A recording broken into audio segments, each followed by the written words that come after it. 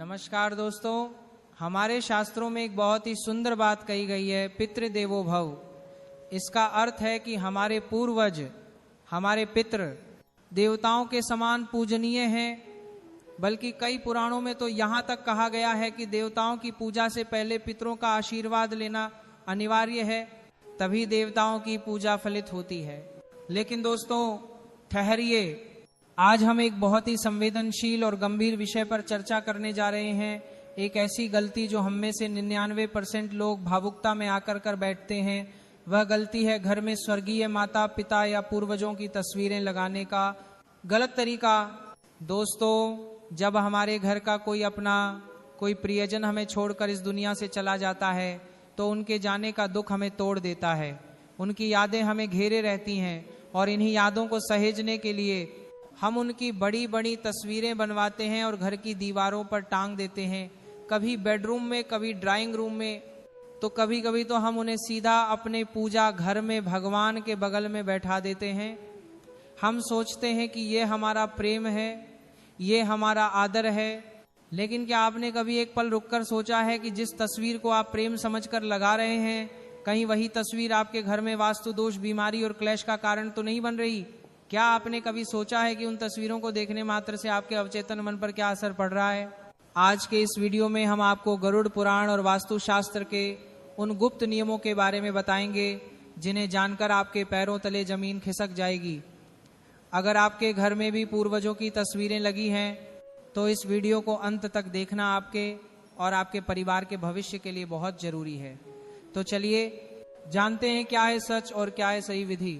इस विषय की गहराई को समझाने के लिए मैं आपको एक सत्संग की सच्ची घटना सुनाता हूँ। यह बात हम सबके जीवन से जुड़ी है। एक बार एक बहुत ही धनी व्यक्ति, जिनका नाम मान लीजिए सुरेश जी था, एक बहुत बड़े सिद्ध संत के आश्रम में गए। सुरेश जी के पास दुनिया की हर सुख सुविधा थी, बड़ा बंगला, गाड़ियां, नौकर चाकर, लेकिन फिर भी उनके चेहरे पर एक अजीब सी उदासी और बेचैनी थी। वह संत के चरणों में गिर पड़े और रोते हुए बोले, महाराज, मेरे पास धन की कोई कमी नहीं है, लेकिन मेरे घर में सुख और शांति का नामो निशान नहीं है। जैसे ही मैं घर में घुसता हूँ मेरा दम घुटने लगता है। मेरी पत्नी पिछले कई सालों से बीमार है, डॉक्टरों को बीमारी समझ नहीं आ रही। मेरा जवान बेटा जो कभी मेरी हर बात मानता था, आज मेरा चेहरा तक नहीं देखना चाहता। पैसा आता तो बहुत है, लेकिन पानी की तरह बह जाता है। मुझे समझ नहीं आ रहा कि किस जन्म का पाप सामने आ रहा है। संत ने उनकी बात बहुत ध्यान से सुनी। उन्होंने अपनी आंखें बंद की और अपनी दिव्य दृष्टि से सुरेश जी के घर का निरीक्षण किया।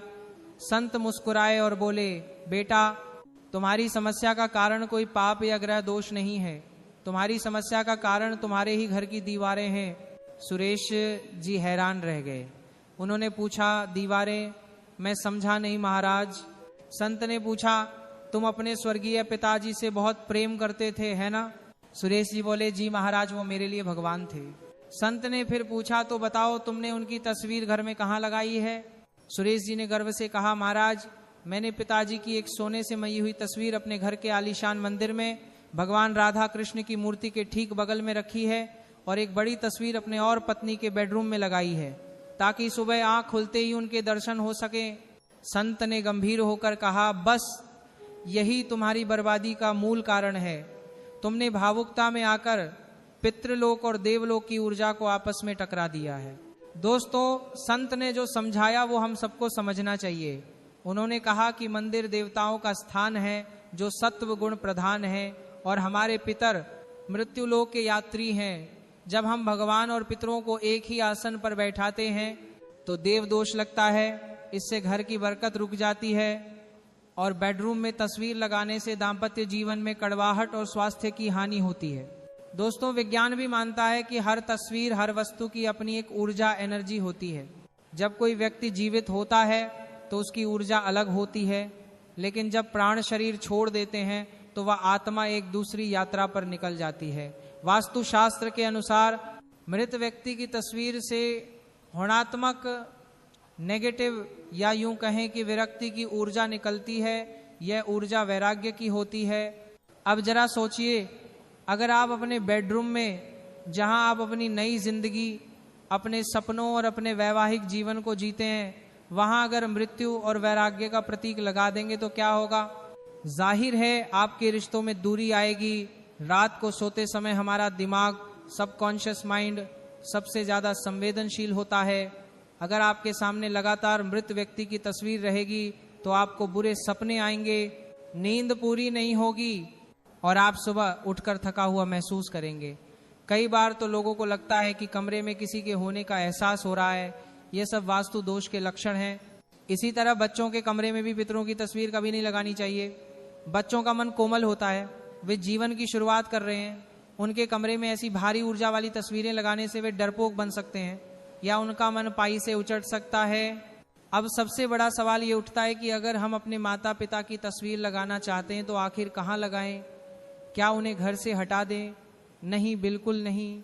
वास्तु शास्त्र और हमारे धर्म ग्रंथों में पितरों के लिए एक विशेष दिशा निर्धारित की गई है और वह दिशा है दक्षिण दिशा, साउथ डायरेक्शन। शास्त्रों के अनुसार दक्षिण दिशा के स्वामी यमराज हैं जो मृत्यु के देवता हैं, इसीलिए पितरों का निवास भी दक्षिण दिशा में ही माना गया है। आपको अपने घर के ड्राइंग रूम, बैठक कक्ष या हॉल में पितरों की तस्वीर लगानी चाहिए। लेकिन यहाँ एक बहुत बड़ी कंफ्यूजन लोगों को होती है। ध्यान से सुनिएगा। तस्वीर दक्षिण दिशा की दीवार, साउथ वॉल पर लगानी चाहिए। जब आप दक्षिण की दीवार पर तस्वीर टांगेंगे तो तस्वीर का मुख उत्तर, नॉर्थ की ओर होगा। यह सबसे उत्तम स्थिति है। अगर किसी कारण से दक्षिण दीवार पर जगह नहीं है तो आप पश्चिम, वेस्ट की दीवार पर भी तस्वीर लगा सकते हैं, लेकिन भूलकर भी उत्तर, नॉर्थ या पूर्व, ईस्ट की दीवार पर पितरों की फोटो न लगाएं। पूर्व दिशा सूर्य की है और उत्तर दिशा कुबेर की। इन दिशाओं में पितरों को रखने से घर में आर्थिक संकट और मान सम्मान की हानि होती है। इस बिंदु पर मैं थोड़ा और विस्तार से बात करना चाहता हूं, क्योंकि यह सबसे कॉमन गलती है। बहुत से लोग कहते हैं, पंडित जी हमारे माता पिता तो हमारे लिए भगवान है, तो मंदिर में रखने में क्या बुराई है? देखिए, भावना अपनी जगह सही है, लेकिन विधि का भी अपना महत्व है। देवताओं की पूजा आह्वान करके की जाती है, हम उन्हें बुलाते हैं, जबकि पितरों का तर्पण और श्राद्ध किया जाता है, जिसमें हम उनकी मुक्ति की प्रार्थना करते हैं। मंदिर प्राण प्रतिष्ठा का स्थान है, वहां जीवन है। पितरों का स्थान स्मृति का स्थान है। जब आप दोनों को मिला देते हैं तो न तो देवता प्रसन्न होते हैं और न ही पितर। देवता सोचते हैं कि हमें मृत्यु लोक के प्राणियों के साथ बैठा दिया, और पितर सोचते हैं कि हम तो मुक्त होना चाहते थे, हमें फिर से बंधन में डाल दिया। इसलिए घर के मंदिर में कभी भी, मैं फिर दोहराता हूं, कभी भी मृत व्यक्ति की तस्वीर न रखें। अब बात करते हैं कि तस्वीर कैसी होनी चाहिए। यह भी उतना ही महत्वपूर्ण है जितना कि स्थान जिसमें आपके पूर्वज शांत, सौम्य और आशीर्वाद देने की मुद्रा में हो। कभी भी रोती हुई, उदास या बीमारी के समय की फोटो न लगाएं। अगर उनकी फोटो किसी पार्टी की है जिसमें वो बहुत जोर जोर से हंस रहे हैं, तो ऐसी फोटो भी वास्तु के अनुसार सही नहीं मानी जाती। सौम्य मुस्कान वाली फोटो सबसे अच्छी होती है। अकेले या साथ में एक बहुत बड़ी सावधानी, कभी भी जीवित व्यक्ति के साथ मृत व्यक्ति की फोटो फ्रेम करवाकर दीवार पर न टांगे। अक्सर हम देखते हैं कि ग्रुप फोटो है जिसमें दादाजी भी हैं और पोता भी। दादाजी गुजर गए लेकिन पोता जीवित है।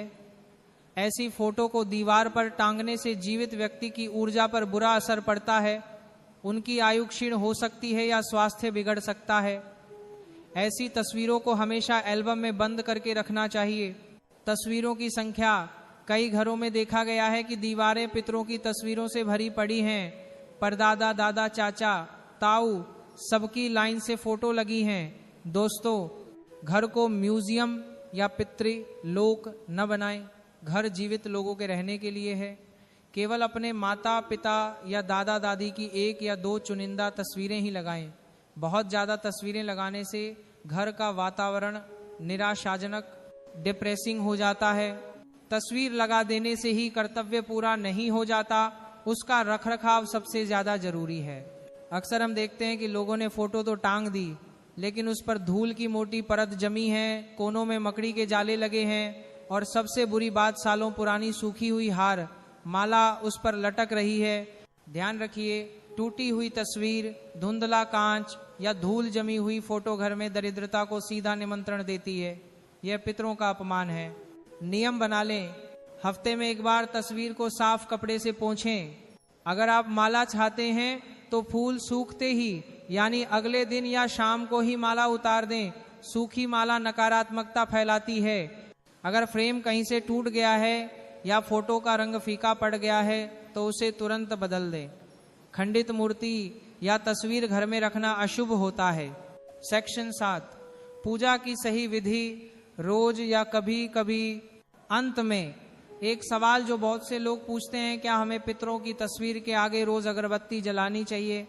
इसका जवाब है संतुलन। देखिए, पितरों के लिए विशेष दिन बने हैं अमावस्या और श्राद्ध पक्ष, पितृपक्ष। इन दिनों में आपको विशेष पूजा, तर्पण और दीपदान करना चाहिए। लेकिन रोजाना के जीवन में आप स्नान करने के बाद दक्षिण दिशा की ओर मुख करके अपने पितरों को केवल हाथ जोकर प्रणाम करें। आप मन ही मन कहें, हे पितृ देवता, आपकी कृपा से हमारा वंश चल रहा है, हम पर अपना आशीर्वाद बनाए रखें। अगर हमसे कोई भूल हुई हो तो हमें क्षमा करें। बस इतना काफी है। रोजाना उनके सामने घंटी बजाना, बहुत ज्यादा कर्मकांड करना या भारी पूजा करना आवश्यक नहीं है। इससे उनकी आत्मा को पृथ्वी लोक से मोह छूटने में दिक्कत होती है। उन्हें मुक्त होने दें, उन्हें अपनी आगे की यात्रा पर जाने दें। आपका प्रेम और स्मरण ही उनके लिए सबसे बहा भोजन है। तो दोस्तों, ये थे वो नियम जो हमारे शास्त्रों ने हमारे भले के लिए बनाए हैं। याद रखिए, पितर हमारी जड़ें, रूट्स हैं। अगर जड़ें सही जगह होंगी और सुरक्षित होंगी तभी परिवार रूपी पे फलेगा फूलेगा। आज ही आप अपने घर का निरीक्षण करें। अगर कोई तस्वीर गलत जगह, मंदिर में या बेडरूम में लगी है तो उसे पूरे आदर और सम्मान के साथ वहां से हटाएं। मन में क्षमा मांगें और उन्हें घर की दक्षिण दिशा में बैठक कक्ष में स्थापित करें। विश्वास मानिए, इस एक छोटे से बदलाव से आप महसूस करेंगे कि घर का भारीपन दूर हो गया है। घर में एक नई सकारात्मक ऊर्जा का संचार होगा। आपसी क्लेश खत्म होंगे और बिगड़े हुए काम बनने लगेंगे। उम्मीद है कि आज की यह विस्तृत जानकारी आपको पसंद आई होगी और आपकी आंखें खुली होंगी। यह जानकारी केवल अपने तक सीमित न रखें, इसे अपने दोस्तों, रिश्तेदारों और परिवार वालों के साथ शेयर जरूर करें ताकि वह भी अनजाने में